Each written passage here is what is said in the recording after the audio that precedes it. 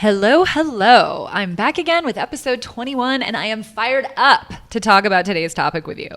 Real quick, though, I'm Jennie O'Connor, and I write and create courses about mastering your mindset so you can stop settling for less, start asking for more, and finally do the thing that scares you. You know, like quitting your real job that makes you want to die to start an online business doing something you truly love. Exactly the kinds of things that we talk about on this show. If you're already subscribed, you are the best. And if you're just tuning in for the first time, do be sure to hit subscribe because next week you're going to meet a magician of nutrition who's going to talk to us about how to amplify our health from the inside out. Also, because this double episode is a doozy, I made you guys an episode freebie with the details of each type of Renaissance person and the tools each one needs to design the life of their dreams. So stick around to the end and I'll explain how to get your hands on those goodies. So this week, we're talking about sequential everything enthusiasts. So 2 episodes ago on episode 19, I discussed cyclical everything enthusiasts, which means people who come back to the same passions time and time again.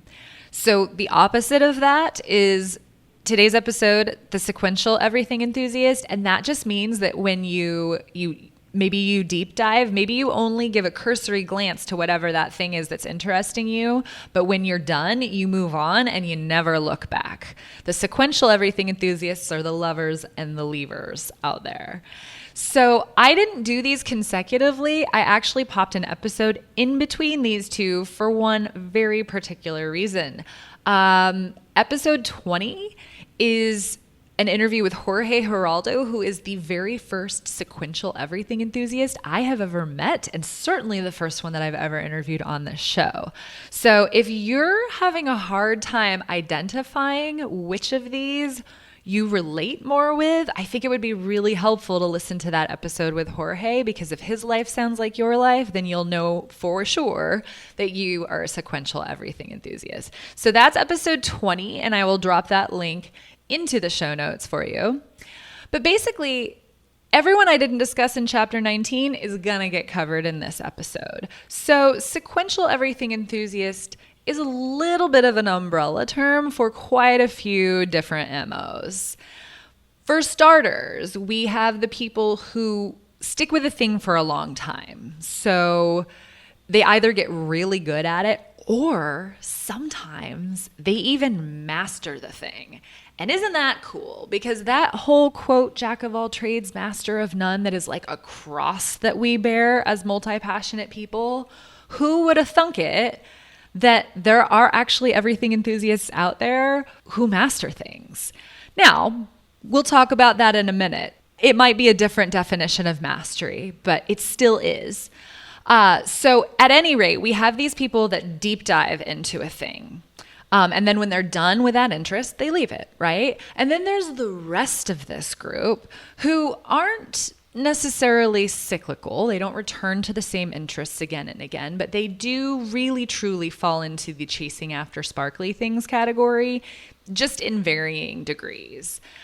And all of these people have unique sets of problems to overcome. And so the remaining, after I go through like the long-termers, the long haulers, the rest of these are kind of everything but the kitchen sink. So consider this us dragging the multipotentialite lake to catch everybody we might have missed previously, but who still thinks in a nonlinear fashion like we do.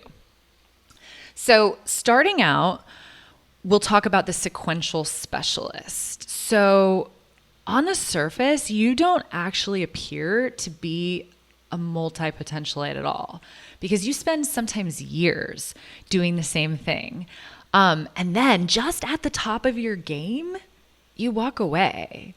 So outsiders looking in have a lot of things to say about this. First of all, they think that you're self-sabotaging or afraid of success. But the truth is you just don't want to do one thing forever. You excel at your field, and it just simply never occurs to the people who are watching that you're only exploring just because you are actually good at the thing. So people like this will find an area that's sort of foreign to them and then like step into the role and like play the role deeply. I think of Daniel Day-Lewis when I think of this kind of everything enthusiast. I don't know if you're familiar with his acting method, but when he does this, I think, for all of his movies, but especially when he was shooting Lincoln, like he never came out of character, even when the camera stopped rolling. And some of the actors on set who were British were admonished not to speak in their British accents to him so that he wouldn't be thrown off.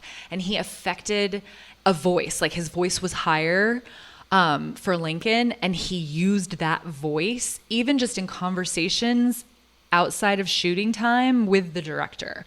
So sequential everything enthusiasts could be thought of a little bit like that. They just like dive in and they just fully immerse themselves in the thing, often for years at a time. It's also a bit like Walter Mitty. I don't know if you saw that movie with Ben Stiller in it.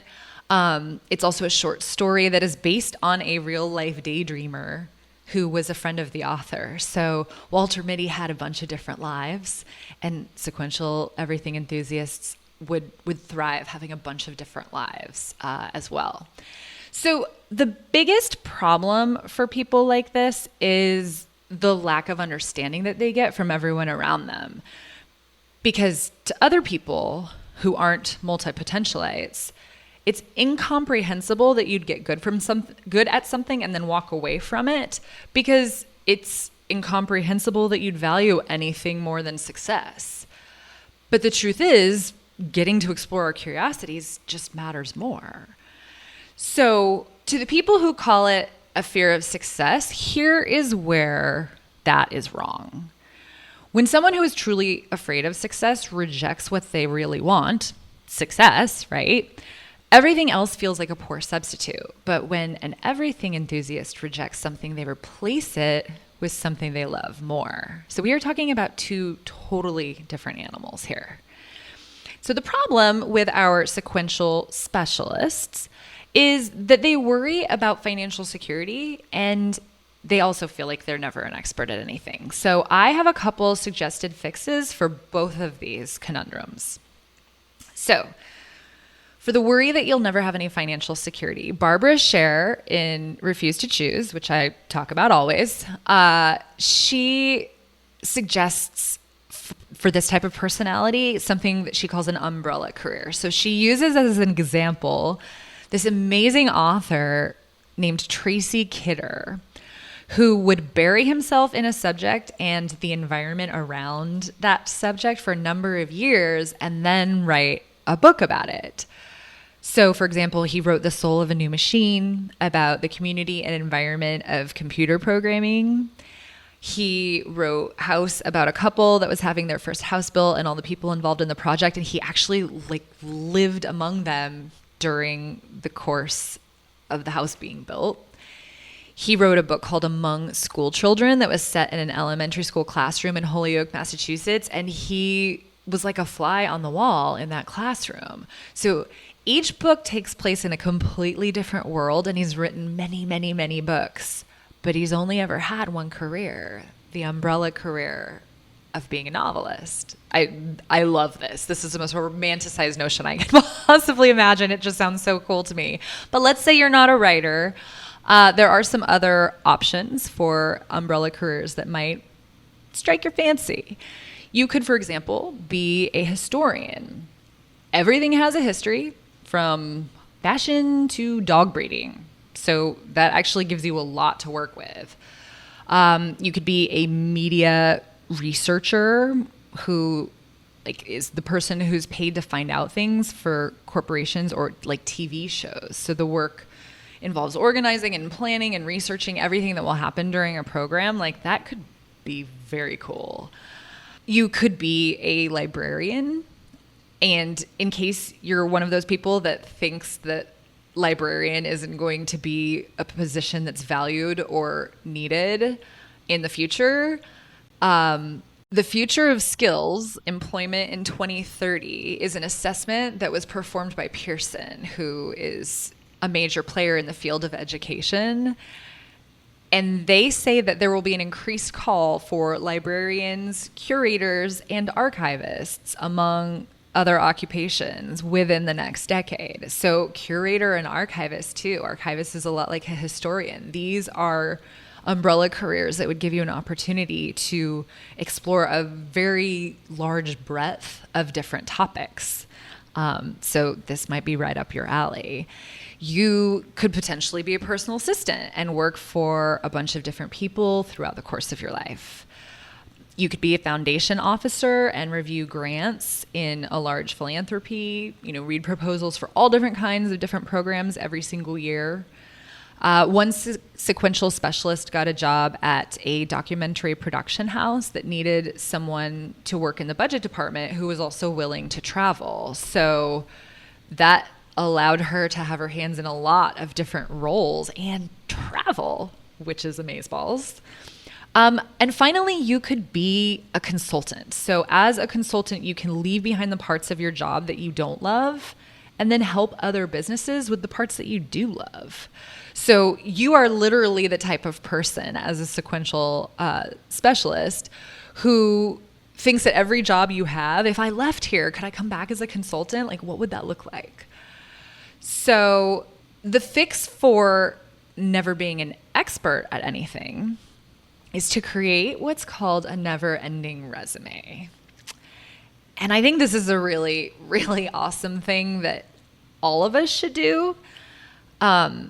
Create this with every list of everything that you've ever learned how to do, every job you've ever had, every skill you've ever acquired. And I liken this a lot to, I have an accomplishments board instead of a vision board because I need a visual representation of the things I've done sometimes so that I don't get bummed out. And the Neverending Resume is sort of another form of this. It helps you remember that because you are a specialist in your own right, you collect skills, and each one of those increases your professional value. So sequential specialists get really good at their pursuits, but sequential masters get exceptional at their pursuits. So we're going to go ahead and call this mastery, even though if you follow Malcolm Gladwell's mastery model of 10,000 hours, then these folks don't fit the bill there. But I think there's another definition of mastery, just like there's another definition of success for people like us. And this definition of mastery is getting as good as you're going to get at something, which is still really good, which is better than most people. But then you simply know your heart's not in it to get any better. Like the challenge is gone. It's just not interesting anymore. So sequential masters get satisfaction out of showing people how to do better. And they often wish they could change other people's opinions or views of their own limits. So if this describes you, your interests come and go, but your love of mastery is the common thread through everything. So you really, really love to take on difficult projects. Listen to Jorge in episode 20. That is the factor that motivates him. Does it sound hard? Okay, he's going to do it. I just think this is a really cool approach to life.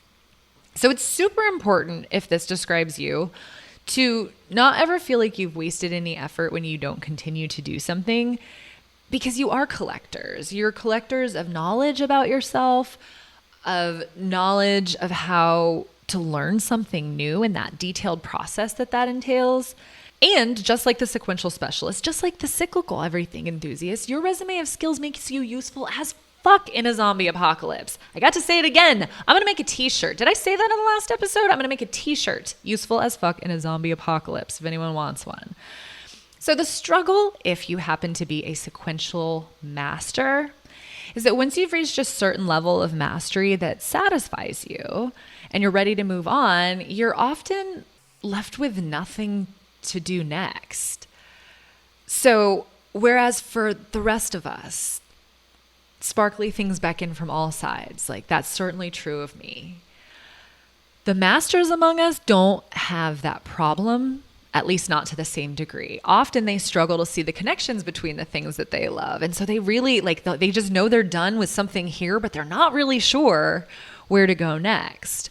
So the fix for this is to do an exercise that's similar to the rewards exercise that I described in the Scanner Planner episode, which I will link to, where you make a list of all the things you've ever done, And then you ask yourself about each one of them, what was the most thrilling part of this experience? And then why did you stop? So you can find the commonality among the things that thrill you and when you get bored and walk away. But it's a slightly different question in this case. The question here is to describe the moment when you first realized that you were drawn to each of the interests on your list. And then see what those moments have in common. And is there anything that you recognize as essential in all of them? And sometimes that's not enough to get to the heart of what all of your loves do have in common. So you can flip the script. You can list everything that you know you are definitely not interested in, and then see what those things have in common. That can sometimes help you get to the heart of what it is that you truly love. Ultimately, though, think about it like this. Say you've reached the end of a road on something that you previously were super enthusiastic about, and you don't know what to do next. Consider it the same as looking for your soulmate. You have to get out there. You have to have experiences. You have to meet people. You have to make friends. You got to kiss a few frogs. You are not going to get there sitting home on the couch eating Ben & Jerry's. So if you are looking for your next career love, go try things. Go do stuff. And something ultimately will sparkle, and you'll see the sparkle, and you'll know that that's the thing that you're meant to go chase. So when it comes to ideal jobs for sequential masters, this is fun. They have an experience in excellence. So they make amazing gurus and coaches and facilitators and agents who place people, like the top people in specific roles. And because these folks have always conquered personal challenges, that's why they're sequential masters, they make great motivational speakers. So let's say you're a sequential master, but you don't feel extroverted enough to be a professional speaker. Let me just remind you that this is just another obstacle for you to conquer. And conquering things is your superpower after all. So make it a challenge, beat that challenge, and then you will have this whole arsenal of motivational speaker tools that you can go out into the world and use. And imagine making a career speaking about how undertaking a new challenge every couple of years keeps your mind sharp and keeps you in fighting shape. What a cool way to bring that all for full circle, right? Yeah, I love it. So we've got sequential specialists and sequential masters out of the way. Now we're at everything but the kitchen sink, all right? So see if you can identify with any of these personality types. The first one is the passion seeker.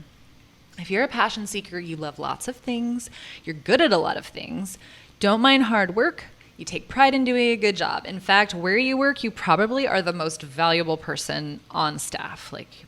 Sounds a lot like the problem solver that I described in episode 19, but now you're the sequential version instead of the cyclical one. So you do, leave things behind when you lose interest in them. Your struggle is really only one thing, and it's that you're plagued by this notion that you have to have a passion, and you don't. You don't have one, and that makes you feel broken in some way.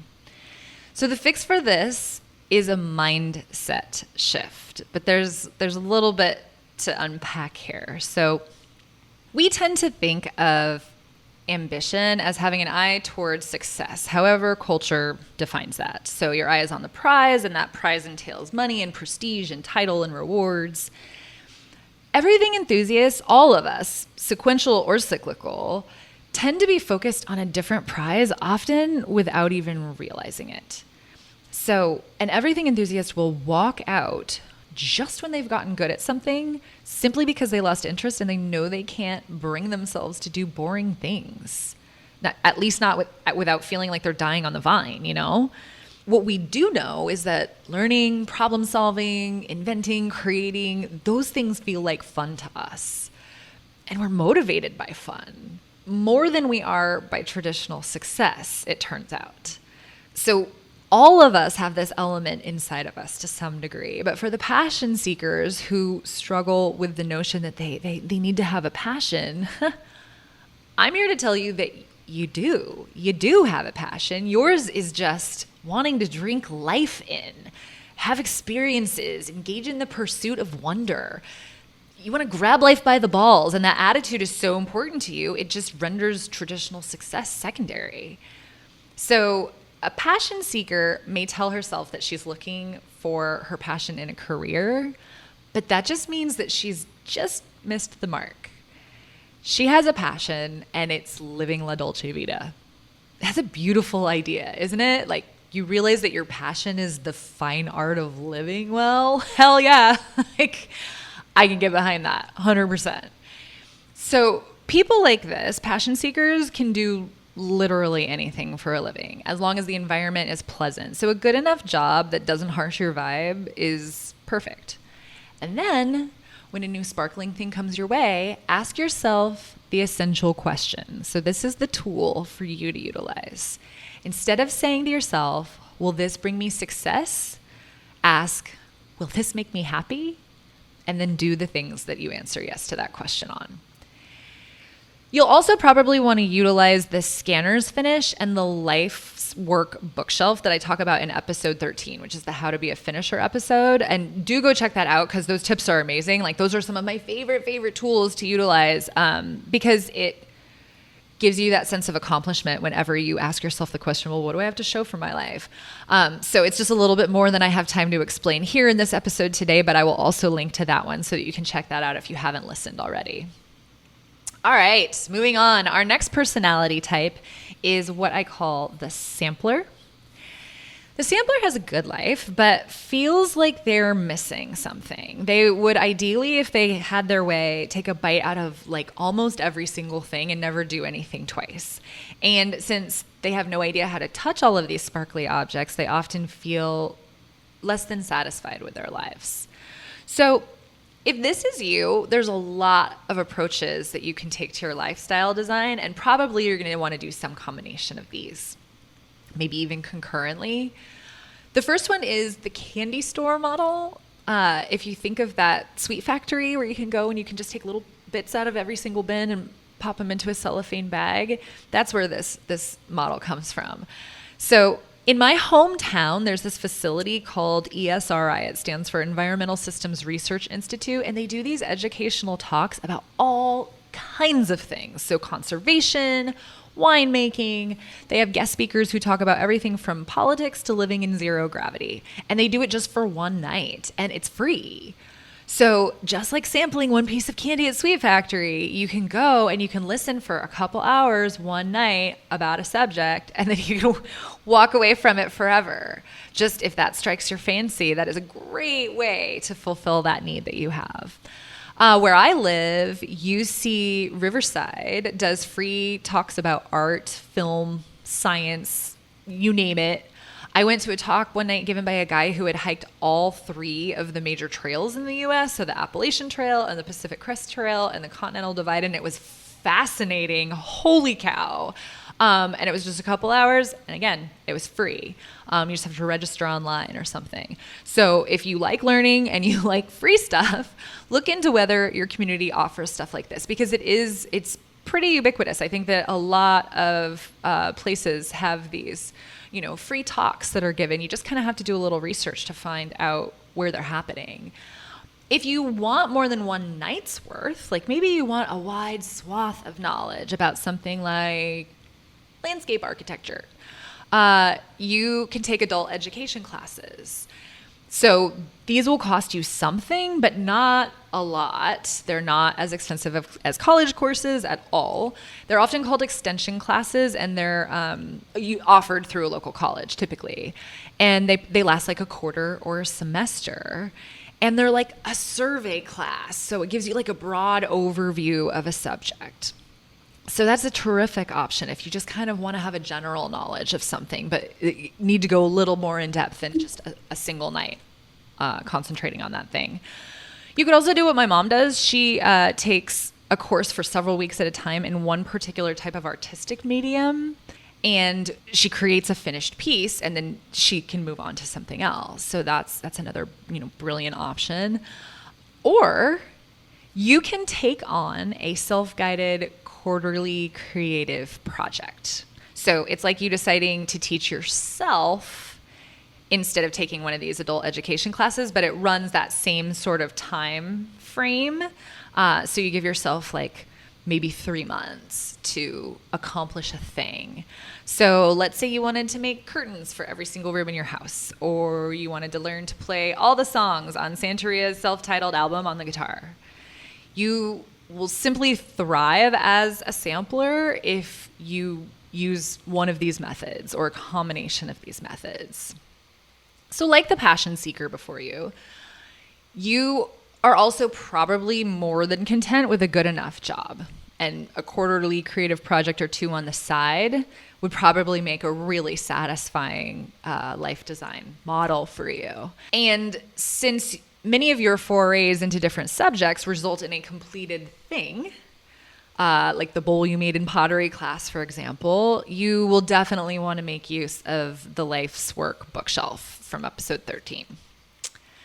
So our last personality type is the one that I call a mover and a shaker. Movers and shakers dislike having to finish something before starting another. I totally know people like this. They would love a job doing something different every single day, and each new fascination trumps the last. And I know it sounds a little bit as we work down this list like we're talking about personality types that are more and more distracted. And that might make you feel a little bit bad about yourself if you're finding yourself kind of at the bottom of this list. But I want you to think about it like this. If you're a mover and a shaker, this describes you. You've probably struggled to stop task switching when you got older. I mean, and it's universal that task switching is bad. Our brains aren't built for it, blah, blah, blah. You've heard the rhetoric around how you shouldn't be doing this. So you've tried to conform to doing what's right, and then you feel like you make little progress or no progress in any direction, and maybe even wonder if you have a learning disability. Try to flip the script a little bit. You have a strength around seeing potential in a sea of possibility. So think of someone compiling a list of resources and being able to pull out like the 3 best nuggets from each one more quickly than anybody else can. So for example, you could write product descriptions for a catalog. So out of a list of specs, you could find the things that like a person who was reading that catalog would care about, the benefits of the product, and very succinctly put them into a little paragraph. You could speak on how to evaluate products for greater potential, because that's the thing. Your brain synapses fire so quickly that you see potential way more quickly than the rest of us do. You should definitely be on every brainstorming team for the rest of history, because you're gonna produce ideas so much more quickly than anyone else. And there's a lot of potential for you. So don't beat yourself up for being at the end of this long road of everything enthusiasts. You just have to be strategic about looking for a position that plays to your strengths.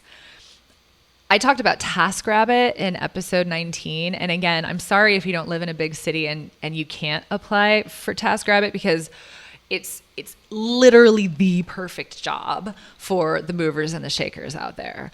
I'll describe it again in case you didn't listen to that episode. It's like Uber for people that need things done. So you just get pinged and someone's like, I need you to run to the local deli and pick me up lunch and deliver it to my house. Like the requests are all over the place, and you can sort of align them to your varying skill sets. I once drove gluten-free cupcakes from Los Angeles to Orange County for a 6th grader's birthday party. I went to a networking function and promoted some guy's dating manual. It was a book, but it was actually a dating manual, and it was so bad. It was so bad. And I was absolutely mortified that I had to like run around and tell people how great it was, because it was completely inauthentic, and I hate doing that. Like, I really want to be an authentic human being, but I had been hired to do this job, and I sort of didn't understand the scope of the job until I was doing it. But I have to tell you, never a dull moment. Like, I was not bored working for Taskrabbit, and that is what I think is the important takeaway here. one of my favorite stories from my time working there was getting hired to come in as an efficiency expert and whip my clients' employees into shape. So it was exactly like Lucy Liu in Charlie's Angels when she come in that scene where she's wearing like a leather skirt suit and she has a writing crop and she's slamming it down on the desks in front of everybody. That is how I felt doing this job as this like pretend efficiency expert. So I am totally linking to that clip because I want you guys to imagine me doing it. Like, it's exactly how I felt. It's who I was personifying. I was like, I am Lucy Liu right now with a writing crop. So check it out. It'll be in the show notes. So Taskrabbit is the move if you happen to be a mover and a shaker for sure. And maybe also an auctioneer. I feel like that fast-paced talking really aligns well with the super fast-thinking, synapse-firing mind of a mover and a shaker. So that is a wrap, you guys. That concludes the lifestyle design episodes. And I know that they were long, and I just wanted them to be really, really fleshed out so that you could figure out what type of everything enthusiast you are and hopefully employ some of these tools or, transition to a job that will allow you to make the most of your unique nonlinear brain. So if you want to grab the freebie that I created for this episode, just go to jennieoconnor.com/lifedesign2. And that's Jennie with an IE, and that's O'Connor with an OR. I will also drop that link in the show notes as well. And then I'm going to leave you with something a little different today. I know I usually do a word of the day, but I came across this quote that just felt really aligned with this episode, so I decided we would go that route instead. This is from George Bernard Shaw, and he says, "Life isn't about finding yourself. Life is about creating yourself." Or maybe it's a little bit of both, right?